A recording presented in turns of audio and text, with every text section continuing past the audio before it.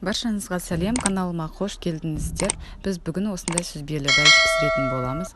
Ол үшін бізге қантымыз, сары майымыз комнатный температурада болу керек. Ұнымыз, қамыр қопсытқышымыз және де жұмыртқамыз керек. Осылардың барлығы керек болады. Ең алдымен ұнымызды аламыз. Ұнымызға қамыр қопсытқышымызды салып араластырамыз. Оның үстінен қантымызды қосамыз.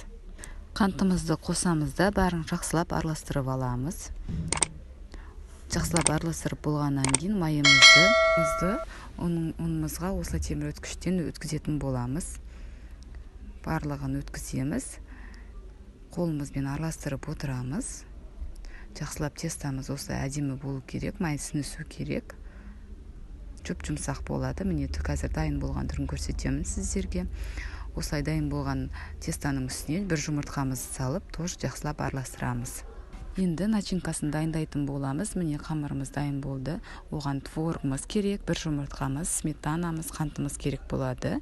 Бірінші творогымызды салып аламыз. Осылай творогымызды жақсылап салып араластырамыз. Бетіне қантымызды қосамыз. Қантымызды қосып жақсылап араластырып болғаннан кейін бір жұмыртқамызды қосамыз. Бір жұмыртқамызды қосып болғаннан кейін сметанамызды қосамыз да барлығын жақсылап араластыратын боламыз, қыздар. Міне уже дайын болды. Қыздар, осылай тестамызды саламыз, начинкамызды құямыз. 180 градуста 30 минуттай духовкаға пісіріп аламыз. Өте жұмсақ, үгітіліп тұратын сүзбелі бәлішіміз дайын. Ас болсын.